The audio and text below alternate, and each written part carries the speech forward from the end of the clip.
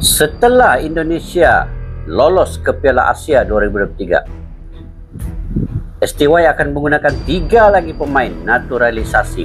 Adakah benar untuk menguatkan timnas Indonesia? Jom kita saksikan video ini, guys. Assalamualaikum dan salam sejahtera. Selamat bertemu kembali di channel Askalani Studio. Kepada kalian yang sudah subscribe dan bertandang ke channel ini, saya mengucapkan ribuan terima kasih. Selamat bergabung ke dalam channel yang kecil ini, guys. Tanpa Anda, siapalah saya di dalam channel yang kecil ini. Oke, guys. Pada hari ini semoga Anda diberikan kesehatan, dimurahkan rezeki sentiasa, dan juga sentiasa sukses kalian dalam apa jua bidang yang kalian usahakan. Apa yang kita ingin react pada hari ini, guys? Hari ini kita terkait dengan masih lagi sepak bola Indonesia. Apabila timnas berjaya ke peringkat akhir Piala Asia 2023, timnas Indonesia harus diperkuatkan lagi dengan pemain-pemain naturalisasi. Ini yang telah dilakukan oleh STY selama 2 tahun mengendalikan timnas ini. Jadi kemungkinan ada 3 lagi pemain naturalisasi yang akan dibawa oleh STY. Kini timnas Indonesia punya Elkin Bagot dan juga Maklok. Kemungkinan selepas ini ada ramai lagi. Ini demi untuk memberi saingan yang lagi sengit kepada tim-tim lain di Piala Asia tahun depan. Jadi untuk itu persediaan awal perlu diberikan, dan ini telah diketahui oleh STY demi untuk memperkuatkan lagi timnas pada kali ini. Jom kita saksikan video ini, guys. Di dalam video ini kita dapat daripada channel Garuda Legend. Pada yang baru ketemu channel ini, bolehlah subscribe, like, share, dan komen. Tajuknya ialah Sandy Walsh, Jordi Amat, Patinama siap main. Inilah starting 11 Indonesia di Piala Asia. Jom kita saksikan sama-sama.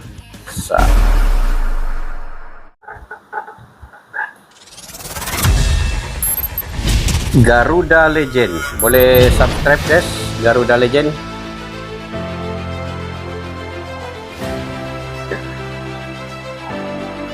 Ngopi, guys, ngopi sambil-sambil. Indonesia akhirnya bisa kembali tampil di Piala Asia setelah terakhir kali merasakannya pada 2007 silam. Ya, kemenangan 7-0 atas Nepal memastikan langkah tim Merah Putih ke putaran final Piala Asia. Sebuah hasil yang tentu saja sangat menggembirakan karena dengan begitu, para pemain naturalisasi seperti Sandy Walsh, Jordi Amat, dan Shane Patinama bisa diturunkan. Ini 3 orang nih semua berjalan yang lancar, coba dibawa masuk oleh STY. Apa yang akan diterapkan Indonesia di Piala Asia nanti? Mantap kalau ini ada. Coba meraba-raba sedikit tentang gambaran starting 11 impian timnas Indonesia di Piala Asia.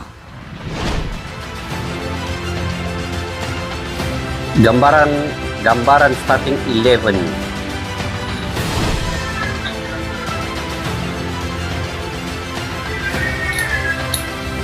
Ini Maklok tadi. Keberhasilan timnas Indonesia lolos ke Piala Asia 2023 membuat para pemain naturalisasi yang sebelumnya tertunda membela Indonesia akhirnya kemungkinan besar bisa bermain. Nah, beberapa waktu lalu salah satu ini STY ini. Ini ada 3 pemain nih. Exco PSSI yang tampaknya lebih paham bola sedikit membuat warganet heboh lantaran postingan di Instagram pribadinya mengenai Dream Team Indonesia di Piala Asia 2023 versi dirinya. Ya, Bapak Exco yang terhormat itu tentu saja adalah Pak Hassani Abdul Ghani. Lantas siapa saja pemain yang dimaksudkan dan formasi seperti Pak Hasan apa Abdul yang dipakai? Ghani. Dia punya formasi, pengurus beliau membuat sistem 4-3-3 sebagai pondasi permainan. Dimulai dari sektor kiper, tentu saja nama Nadeo Argawinata adalah pilihan utama. Ini kiper Nadeo nih harus kekalkan sampai tahun depan. Dia ini yang banyak penyelamat kepada gawang pasukan timnas Indonesia masa kelayakan nih. Bagus nih, jaga gol luar biasa di Piala AFF dan kualifikasi Piala Asia 2023 membuat namanya sangat layak disebut sebagai kiper terbaik Indonesia saat ini. Betul.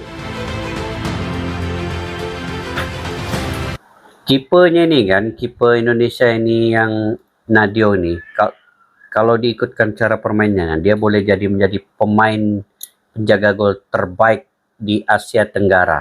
Sebab sekarang ini saya melihat hanya Indonesia sih yang punya penjaga gol seperti ini.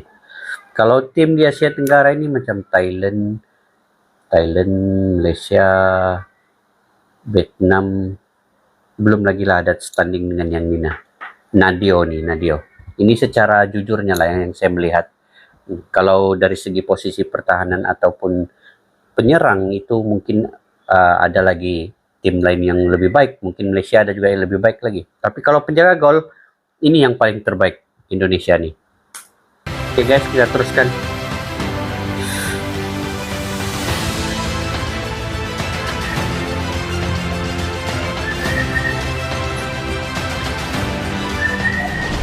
Lalu untuk bek kanan, Pak Hasan menempatkan Asnawi Mangkualam. Pemain yang membela Asnawi Ansan Mangkualam. itu memang Ini menjadi pun satu padu nih nama yang Asnawi posisinya Mangkualam nyaris nih. tak tergantikan di bawah Shin Taeyong. Nanti kita buat profil Asnawi Mangkualam ini. Dia punya sedikitlah biodata sejarah bola sepaknya di video yang akan datang ya guys. Oke. Kecepatan serta mobilitasnya dalam bertahan maupun menyerang membuat Shin Taeyong begitu mengaguminya.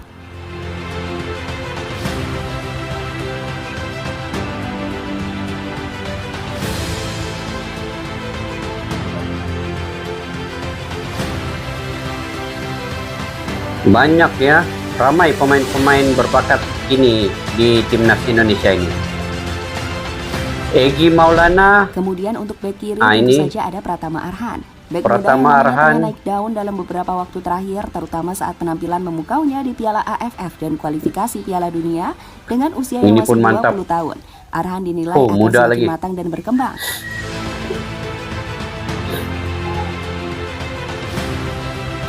Banyak pemain Indonesia kini yang muda-muda berbakat. Rahmat Irianto, Egy Maulana, Witan, Sadil Ramdhani, Arhan Untuk tadi. posisi bek tengah, meski kita tahu Fakhrudin. Fahruddin dan Rizky Ridho tampil apik sepanjang kualifikasi Piala Asia, namun Pak Hasan menilai bila kemampuan Jordi Amat dan kalau Elkan ada Bagot ini, yang memiliki pengalaman bermain di Eropa akan sangat berguna. Seumpama memang Indonesia harus bertemu tim-tim padu kuat lah macam Indonesia Jepang, kali ini kalau ada Korea lagi. maupun Iran. Betul. Kalau ada lagi guys, 3 orang nih jadi menyertai Sandy Walsh, Jordi Amat dan Pati Nama nih. Jadi untuk menyertai timnas Indonesia nih. Setakat Iran, apalagi tadi dia sebut tuh UAE, semua senang. Boleh challenge lah, boleh challenge. Oke.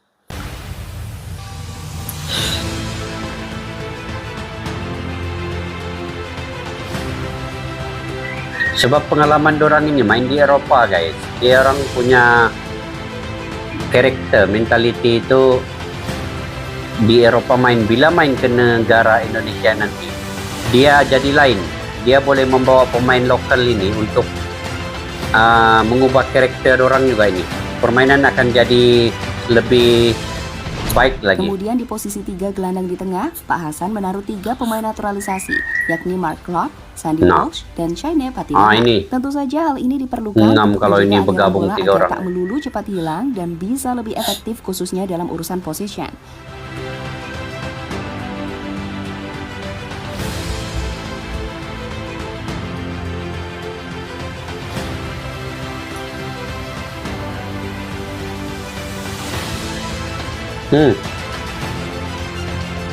Memang mantap lah guys kalau ada ini. Setelah 3 gelandang diisi oleh Mas Bule Rasa Indo yang cakep-cakep tadi, maka lini depan secara otomatis akan ditempati oleh Sadil Ramdhani sebagai winger kanan, Witan Sulaiman sebagai winger kiri, dan Egy Maulana Fikri dengan sebagai Egy Maulana. Memang padu. Menurut Pak Hasan, ketiga pemain depan itu dinilai adalah opsi terbaik saat ini sebab pemain seperti Egy, Witan, dan Sadil bisa secara bergantian bertukar posisi, sehingga lawan akan bingung karena mobilitas yang dimiliki ketiganya.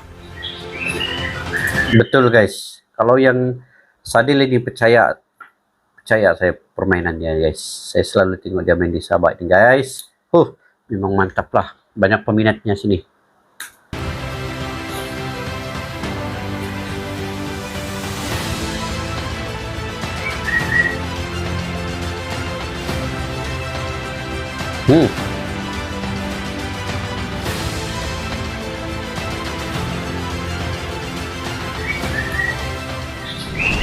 Ya, Ya, begitulah tadi starting 11 impian yang mungkin saja bisa terjadi di Piala Asia nanti. Namun, kita juga tahu kalau Shin Taeyong adalah Mudah-mudahan pelatih kaya terjadi. taktik yang bisa mengubah formasi dan sistem sesuai dengan kebutuhan serta keadaan. Maka kita Betul. nantikan saja kiprah Indonesia di Piala Asia 2023. Semoga bisa memberi hasil terbaik. Dan jika kamu punya gambaran starting 11 idaman, silakan komen di bawah ya. Oke. Oke guys, pantaskah pemain-pemain naturalisasi ini menguatkan timnas Indonesia? Saya punya pandangan pribadi, perlu dan perlu disegerakan guys. Perlu disegerakan sebab Piala Asia 2023 ini adalah level-level berkelas dunia guys. Jadi kita perlu menghadapi, Indonesia perlu menghadapi, Malaysia perlu menghadapi negara seperti Arab Saudi, Korea Selatan, China, UAE, Iran. Ini semua negara-negara yang bermain di Piala Dunia. Jadi tahap dan level Piala Asia ini adalah dunia guys. 5 bintang kalau kita bagi dia penarafan 5 bintang. Jadi perlu untuk pasukan timnas Indonesia dan Malaysia memasukkan pemain naturalisasi sekurang-kurangnya 3 pemain. Macam Malaysia sekarang ini ada Sumare dan juga ada Di Paula. Demikian juga Indonesia ada Maklok dan juga Elken Bagot. Jadi bila STY ini satu jurulati ataupun pelatih yang penuh berpengalaman guys, penuh pengalaman.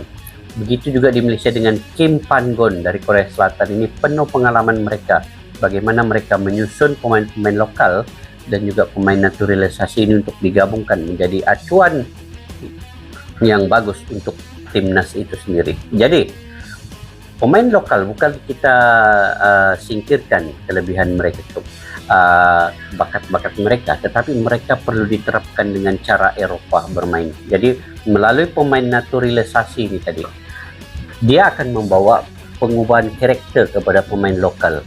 Nah, di samping pemain lokal sendiri punya sudah bakat tersendiri, bila pemain naturalisasi ini masuk, nah ini akan mengubah lagi sikap dan mental emosi mereka menjadi satu tahap level yang lebih tinggi.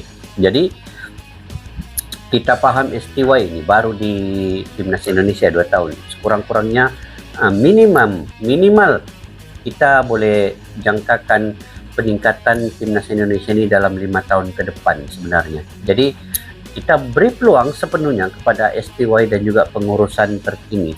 Nah, macam tadi pengurusan timnas Indonesia ke Abdul Ghani ini, dia punya minda yang bagus untuk membawa pemain naturalisasi ini masuk ke dalam timnas, menguatkan lagi corak permainan dan strategi menghadapi negara-negara hebat, negara Piala Dunia ini seperti Arab Saudi, Korea Selatan dan juga Palestina. Begitu negara-negara yang paling hebat sekarang ini di Piala Asia. Jadi Asia Tenggara harus keluar dari kepompong lama. Tidak kita tidak meminggirkan bakat-bakat muda, bakat-bakat lokal ini guys. Tapi kita perlu satu momentum perubahan yang drastik kepada kepimpinan persatuan sepak bola, sama ada di Indonesia atau Malaysia, untuk mempercepatkan lagi proses menentang ataupun memperbaiki tim itu kepada lebih up lagi levelnya. Kalau diikutkan Thailand pun ada juga pemain naturalisasi, kecuali Vietnam. Vietnam mungkin saya kurang pasti adakah pemain naturalisasi atau tidak, tapi pemain lokalnya banyak bermain di negara-negara Eropa. Jadi mereka sudah punya satu kekuatan ataupun mental yang dari Eropa dibawa ke negara masing-masing. Itu tidak masalah. Untuk Malaysia dan Indonesia, nah, tidak terlalu banyak pemain itu bermain di Eropa untuk mungkin pengalaman. Jadi perlu pemain naturalisasi ini. Nah, itu saya punya pandangan guys. Jika kalian juga punya pandangan dan pendapat tersendiri, boleh komentar di bawah guys. Bagaimana kalian melihat timnas Indonesia ini 5 tahun ke depan ini dengan corak permainan yang diterapkan STY, dan apakah pemain lokal ini dapat menyesuaikan diri dengan pemain naturalisasi. Begitu guys, susah pula sebutannya. Jadi kita lihat 3 pemain ini tadi ya, Sandy Walsh, Jordi Amat dan Patinama ini. Wih, saya pun kalau ini masuk saya mau Indonesia ini buat satu friendly sama ada dengan Malaysia baru seru guys, seru. Jadi kita buat sedikit friendly kan, perlawanan persahabatan. Tidak kira lah main di Indonesia main di Malaysia untuk mengeratkan lagi silaturahim dan coba timnas Indonesia dan juga timnas Malaysia dalam perlawanan persahabatan ini. Jadi kita penuh untuk silaturahim dan persaudaraan. Oke guys, sampai di situ saja video pada kali ini. Kita berjumpa lagi di video yang akan datang. Salam silaturahmi, majulah sukan untuk negara. Assalamualaikum, bye bye.